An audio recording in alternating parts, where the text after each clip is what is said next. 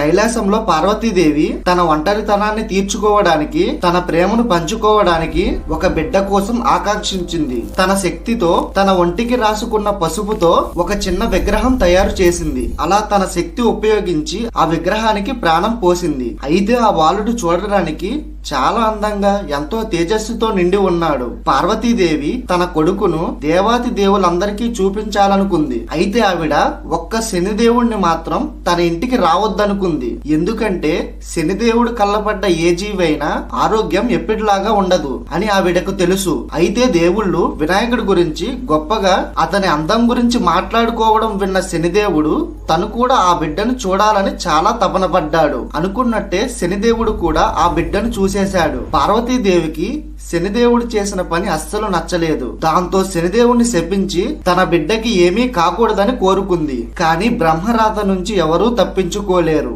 అందుకనే ఏమో వినాయకుడు తన కొడుకని మహాశివుడికి తెలియదు. ఒక రోజు పార్వతీదేవి స్నానం చేయడానికి వెళ్తూ తన కుమారుడిని పిలిచి ఇలా అంటుంది, కుమారా, నీవు నాకు ఒక సహాయం చేసి పెట్టగలవా అని అడిగింది. దాంతో గణేశుడు ఇలా అన్నాడు, మీరు కోరుకున్నట్టుగానే ఈ ద్వారం లోపలికి ఎవ్వరిని అడుగు పెట్టనివ్వను అని మాటిచ్చాడు విఘ్నేశ్వరుడు. ఇంతలో మహాదేవుడు శివుడు ఇంటికి వచ్చారు. గుమ్మం ముందు ఒక చిన్న బాలుడు అడ్డుపడడం చూసి ఆశ్చర్యపోయాడు. శివుడు ఇలా అన్నాడు, కుమారా, పక్కకు జరుగు, ఇది నా ఇల్లు అని. కానీ వినాయకుడు తన తల్లి ఆజ్ఞ గుర్తు చేసుకొని ఇలా సమాధానం ఇచ్చాడు, నా తల్లి అనుమతి లేకుండా నేను ఎవరిని లోపలకు అనుమతించను. మొదట్లో శివుడు ఆ బాలుడిని చూసి నవ్వుకున్నాడు. అలాగే ఆ బాలుడికి నచ్చ చెప్పాలని చూశాడు. ఎంతసేపటికి గణేశుడు వినకపోవడంతో శివుడికి ఆగ్రహం వచ్చింది. వెంటనే తన త్రిశూలాన్ని ఆ బాలుడిపై వదిలాడు. వెంటనే ఆ బాలుని తల మొండెం నుంచి వేరయ్యింది. దాంతో ఆ బాలుడు అక్కడికక్కడే మరణించాడు. ఇంతలో పార్వతీదేవి బయటకు వచ్చి చూడగా తన కుమారుడు ఒక ప్రాణం లేని విగత జీవిగా పడి ఉన్నాడు. దాంతో ఎంతో ఆగ్రహం చెందిన పార్వతీదేవి ఇలా అంటుంది, నా పుత్రుడిని తిరిగి ఇవ్వకపోతే ఈ లోకాలన్నీ నేనే నాశనం చేసేస్తాను అని అంటుంది. ఆ మాటతో భయపడిన దేవాతి దేవతలందరూ శివునితో ఇలా అంటారు, స్వామి, పార్వతీదేవి ఆగ్రహం మనందరికీ తెలిసిందే.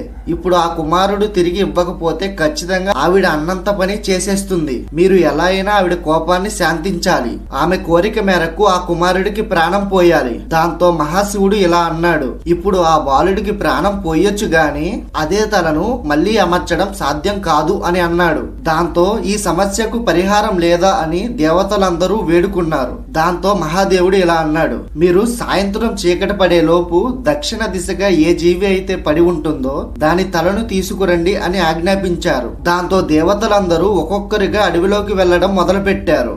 అయితే సాయంత్రం అవుతుంది గాని దక్షిణ దిశగా ఏ జీవి కనిపించలేదు. అదే సమయంలో దేవతలకు ఒక ఏనుగు పిల్ల దక్షిణ దిక్కులో పడుకోవడం చూశారు. వెంటనే ఆ ఏనుగు తలను తీసుకొచ్చారు. ఆ ఏనుగు తలను చూసి పార్వతీదేవి చాలా ఆగ్రహించారు. ఎంతో సుందరమైన నా బిడ్డను చంపిందే కాకుండా ఒక జంతువు తలను నా బిడ్డకు అమర్చుతారా అని కోప్పడ్డారు. అయితే శివుడు మాత్రం ఈ పరిహారం తప్ప ఇంకేమీ లేదని చెప్పాడు. దాంతో ఇంకా చేసిందేమీ లేక ఆ ఏనుగు తలను గణేశుడికి అమరించారు. అప్పటి నుంచి ఆయనకు గణాధిపతి అని పేరు వచ్చింది. ఇలా చిన్నపిల్లవాడు మళ్ళీ జీవించాడు. కానీ ఈసారి అతను మరింత గొప్పవాడయ్యాడు. ఇకపై ఆయన పేరు గణనాయకుడు, వినాయకుడు, విఘ్నాధిపతిగా కీర్తించారు. ఇక్కడితో ఈ కథ ఆగిపోలేదు. వినాయకుడు అనేక సందర్భాల్లో తన జ్ఞానాన్ని, తన వినయాన్ని చూపించాడు. జ్ఞానంతో గెలిచిన సందర్భాలు ఏమిటంటే, ఒకసారి శివపార్వతులు గణపతికి మరియు కార్తికేయులకు వీళ్ళిద్దరికి ఒక పోటీ పెట్టారు. మీలో ఎవరు ముల్లోకాలు చుట్టి ముందుగా ఇక్కడికి వస్తారో వాళ్ళకి ఈ ఫలం దక్కుతుంది అని అంటారు. కార్తికేయుడు వెంటనే తన నెమలి వాహనం ఎక్కి భూమిని చుట్టేందుకు బయలుదేరాడు. కానీ గణపతి మాత్రం అలాగే నిలబడ్డాడు. తన తల్లిదండ్రులను చుట్టి ప్రదక్షిణం చేయడం మొదలు పెట్టాడు. ఆది దంపతులు నా తల్లిదండ్రులైన మీకంటే ముల్లోకాలు నాకేమున్నాయని విజ్ఞాన్ని చూపించాడు. మీ చుట్టూ తిరిగితే ప్రపంచం చుట్టినట్టే అని అన్నాడు. అలా గణపతి తన జ్ఞానం ద్వారా గెలిచాడు.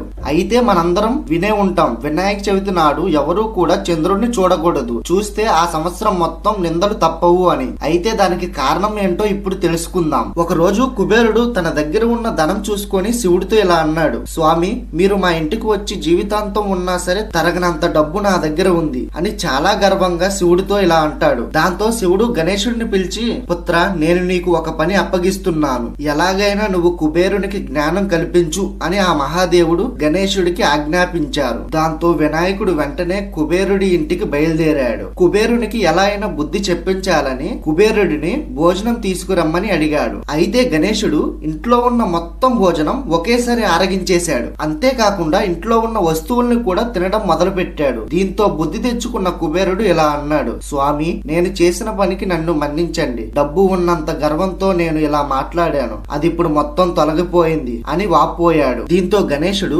కుబేరుని డబ్బు మొత్తం అతనికి వెనక్కి వెళ్లేలా ఆశీర్వదించి ఇంకెప్పుడూ కూడా ఇలా గర్వపడవద్దు అని సూచించి అక్కడి నుండి బయలుదేరాడు. అయితే పొట్ట పగిలేలా తిన్న వినాయకుడు ఆ చిన్న మూషికం మీద చాలా కష్టపడి దారిలో వెళ్తున్నాడు. ఇంకా మూషికం వినాయకుడిని మోయలేక, స్వామి, నేను ఇంకా ఒక్క అడుగు కూడా వెయ్యలేకపోతున్నాను అని అంటుంది. 1-2 అడుగులు వేసిన తర్వాత మూషికం బోర్లా పడింది. దాంతో వినాయకుడు కింద పడి దొర్లుకుంటూ వెళ్ళాడు. ఇదంతా చూస్తున్న చంద్రుడు పగలపడి నవ్వాడు. దీంతో కోపం వచ్చిన గణేశుడు ఇలా శపించాడు, ఓ చంద్రదేవ, నువ్వు నేను పడిపోవడం చూసి పగలబడి నవ్వుతున్నావా? ఇక నుంచి నిన్ను నీ అందమైన రూపాన్ని చూసి ఎవరైనా నిందల పాలవుతారు అని శపించారు. దీంతో దేవతలు అలాగే చంద్రుడు చాలా భయపడ్డాడు. దాంతో పార్వతీదేవిని వేడుకున్నారు. పార్వతీదేవి కూడా అంతే ఆగ్రహంతో, ఆ చంద్రుడు నా కొడుకుని చూసి నవ్వుతున్నాడు, అంతేకాకుండా హేళన చేస్తాడా అని పార్వతీదేవి చాలా కోపడ్డారు. దేవతలందరూ వేడుకున్న తర్వాత